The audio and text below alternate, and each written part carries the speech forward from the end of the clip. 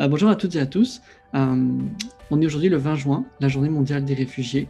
À travers cette vidéo, on voulait justement se rappeler, discuter sur les enjeux, les difficultés que vivent les personnes réfugiées au quotidien. Et c'est un moyen de leur rendre hommage et de saluer leur résilience et leur courage, et surtout de se rappeler qu'il y a des solutions qui peuvent être trouvées dans de nombreux contextes où malheureusement des gens doivent fuir à cause des aspects sécuritaires ou bien d'autres situations. On compte à peu près aujourd'hui plus de 79 millions de personnes déplacées dans le monde, 26 millions de personnes réfugiées. Ce sont des chiffres très grands, inquiétants. Et je pense qu'avec la thématique que la HCR a donnée cette année, qui était justement de prendre soin avec les enjeux justement de questions de pandémie et de Covid, c'est de mettre en avant ces enjeux-là, de montrer les difficultés que peuvent rencontrer ces personnes et surtout de continuer à défendre leurs droits.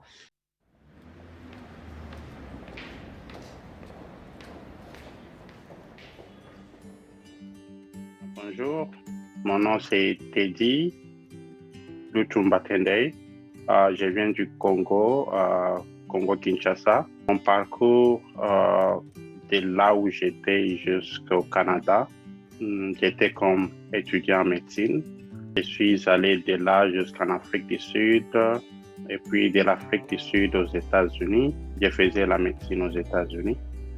Je suis arrivé au Canada, au Québec, comme étant un nouveau arrivant au Québec. C'était un nouveau pays pour moi, comme des nouveaux défis.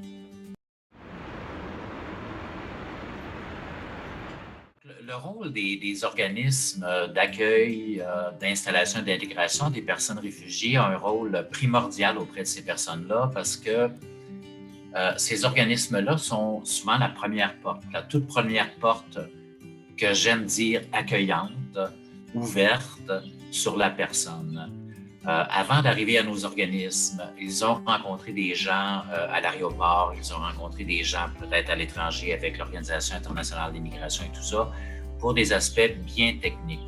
Alors que pour les intervenants et les intervenantes qui sont là à l'accueil, au moment où les personnes arrivent ici, on est un visage, en fait, on est le visage un peu de la communauté d'accueil pour ces personnes-là. Puis je pense qu'avoir une attitude d'ouverture et d'accueil peut être déterminante. C'était difficile tout en commençant comme une nouvelle vie, laissant tout le monde comme ma famille et tout au pays.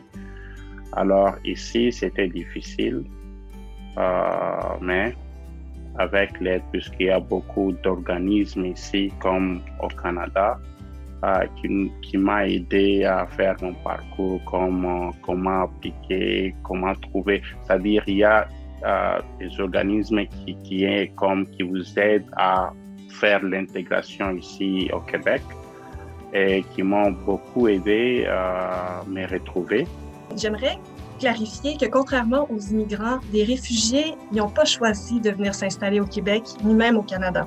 Ils ont été contraints de quitter famille, leurs amis, leur culture par peur d'être persécutés à cause ou même des persécutions qu'ils subissent en raison de leurs idées politiques, leur appartenance à certains groupes sociaux, leur religion, etc. Ils passent par des parcours très éprouvants. Ils ont vécu dans l'incertitude, mais sous les recommandations du Haut-Commissariat pour les Nations Unies, pour les réfugiés, ils arrivent au Canada avec un statut de résident permanent et enfin une chance de pouvoir s'installer en toute sécurité et de pouvoir aspirer à s'épanouir dans un environnement sécuritaire pour eux. Et ils s'amorcent avec eux toute une série de démarches administratives, bien sûr, que ce soit par la recherche de logement qui est, comme vous le savez, très, très difficile en ce moment dans le contexte québécois. L'inscription aux différents programmes sociaux, que ce soit l'assurance maladie, l'aide sociale, l'inscription des enfants à l'école, à la garderie, la francisation aussi pour les gens qui ne parlent pas français déjà en arrivant. Mais surtout, ça amorce pour eux une paix d'esprit, une sécurité, une confiance que finalement, ils vont pouvoir aspirer à la réalisation de leurs rêves, de leurs souhaits pour le futur. Ça, c'est C'est, je pense, une des grandes parties du travail d'intervention, c'est-à-dire ramener cette paix d'esprit, cette confiance-là, pour qu'ils se sentent réellement partie de la société ici et qu'ils puissent aussi apporter de leur culture à la société québécoise tout en s'épanouissant ici dans leurs différentes sphères de leur vie. Concernant les obstacles à l'intégration, ils peuvent être nombreux. Notamment la question peut-être un peu délicate du racisme ou de la discrimination.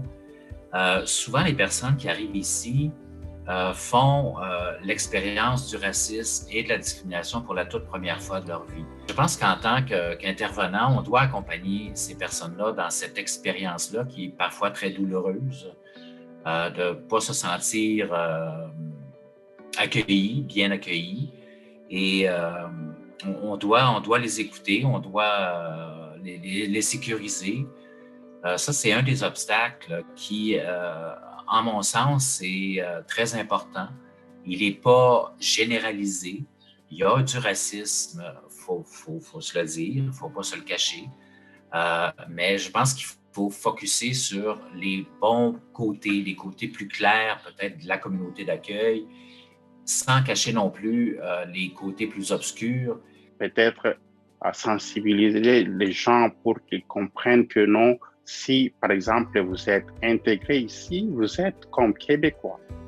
Pas comme on va juste vous nommer quelque chose comme « Ok, non, nouveau arrivant ». C'est-à-dire, vous êtes ici, vous serez un nouveau arrivant éternellement.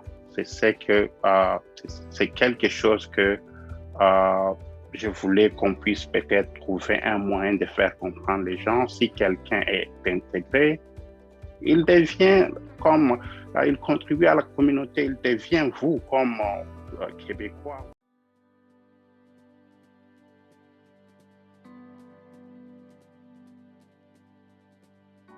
Au Québec, on peut voir qu'il y a eu quand même une grande histoire dans l'accueil des réfugiés.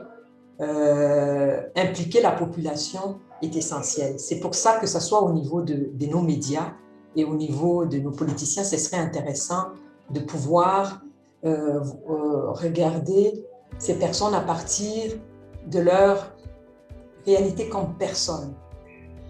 Je vais prendre l'exemple des réfugiés réinstallés, comme ils arrivent en ayant tous les droits, mais c'est dans la population dans laquelle on retrouve les moins scolarisés et analphabètes.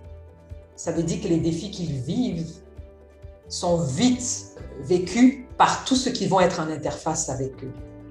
Alors, les organismes d'accueil qui les reçoivent, très rapidement se sont rendus compte avec leurs partenaires la nécessité de travailler en collaboration et d'adapter les pratiques. Parce que je peux me permettre aujourd'hui de dire que tous les milieux qui n'adaptent pas, malheureusement, vont exclure. Donc l'accès aux ressources, même s'ils y ont droit, va être tout un défi. Malgré les besoins croissants, le nombre de réfugiés réinstallés au Québec diminue d'année en année. Ainsi, en 2020, seulement 413 ont été accueillis sur les 1350 places qui étaient prévues. On vise 1500 réfugiés à réinstaller en 2021 et on invite le gouvernement du Québec à redoubler d'efforts pour atteindre ces objectifs.